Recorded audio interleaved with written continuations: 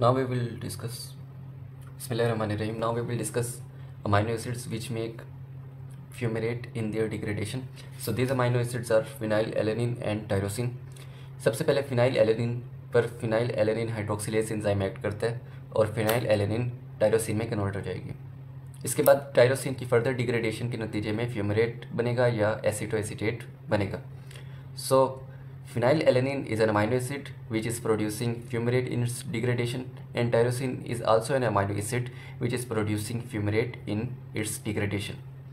इसके बाद next is very important pathway of degradation of methionine. methionine पर सबसे पहले methionine adenosyl transferase enzyme act करेगा और ये एटीपी से एक एडिनोसिन लेगा और इसे मीथियोनिन को ट्रांसफ़र कर देगा। जब मीथियोनिन के पास एक एडिनोसिन आएगा तो ये एस एडिनोसाइल मीथियोनिन में कन्वर्ट हो जाएगी। इसके बाद एस एडिनोसाइल मीथियोनिन की डीमिथाइलेशन होगी। इसमें से मिथाइल ग्रुप रिमूव हो जाएगा बाय एंजाइम मिथाइल ट्रांसफेरेज। जब इसमें से मिथाइल ग्रुप रिमूव हो जाएगा तो ये एस एडिनोसाइल मीथियोनिन यानी सैम एस एडिनोसाइल होमोसिस्टीन में कन्वर्ट हो जाएगी। ये हम सिंपली कह सकते हैं कि मीथियोनिन की डीमिथाइलेशन हुई यानी मिथाइल ग्रुप रिमूव हुआ और ये होमोसिस्टीन में कन्वर्ट हो गई। इसके बाद एस एडिनोसाइल होमोसिस्टीन पर S adenosyl homocysteine hydrolase enzyme act करेगा। इसकी होगी हाइड्रोलिसिस। हाइड्रोलिसिस के नतीजे में इसमें से अब एडिनोसिन रिमूव हो जाएगी और होमोसिस्टीन हमारे पास बच जाएगी।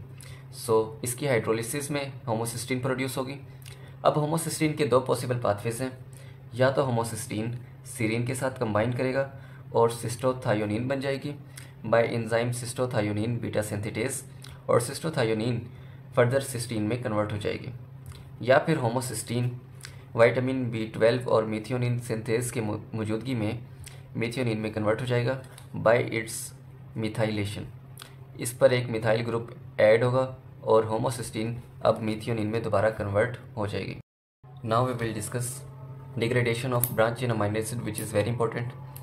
इसे हम इस पाथवे से डिस्कस करेंगे।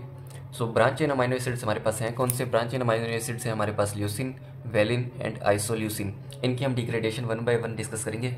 सो इसकी डिग्रेडेशन में 3 स्टेप्स हैं। Number 1 is transamination, number 2 is oxidative decarboxylation and number 3 is FAT linked dehydrogenation. So one by one we will discuss. Leucine की सबसे पहले ट्रांसअमाइनेशन होगी जिसके नतीजे में ये कन्वर्ट हो जाएगा अल्फा कीटो कैप्रोइक एसिड में। वेलिन कन्वर्ट हो जाएगा अल्फा कीटो आइसोवेलेरिक एसिड में and isoleucine will be converted into alpha keto beta methyl valeric acid में। सो ये 3 प्रोडक्ट्स हैं हमारे ट्रांसअमाइनेशन के of leucine, valine and isoleucine. इसके बाद होनी है ऑक्सीडेटिव डिकार्बोक्सिलेशन। ऑक्सीडेटिव डिकार्बोक्सिलेशन में हमारा alpha keto caproic acid isovaleryl coenzyme A में कन्वर्ट होगा। Alpha keto valeric acid will be converted into isobutyryl coenzyme A and alpha keto beta methyl valeric acid will be converted into alpha methyl butyryl coenzyme A. ये सारे हमारे fatty acids हैं और ये हमारे keto acid हैं। सो branch chain amino acids की ट्रांसअमाइनेशन से अल्फा कीटो एसिड बनेंगे सबसे पहले, और अल्फा कीटो एसिड्स की ऑक्सीडेटिव डिकार्बोक्सिलेशन से हमारे पास फैटी एसिड्स बनेंगे। अब इन फैटी एसिड्स की FAD लिंक्ड डिहाइड्रोजिनेशन होगी। जब इनकी FAD लिंक्ड डिहाइड्रोजिनेशन होगी तो isovaleryl coenzyme A ultimately acetyl coenzyme A में कन्वर्ट हो जाएगा।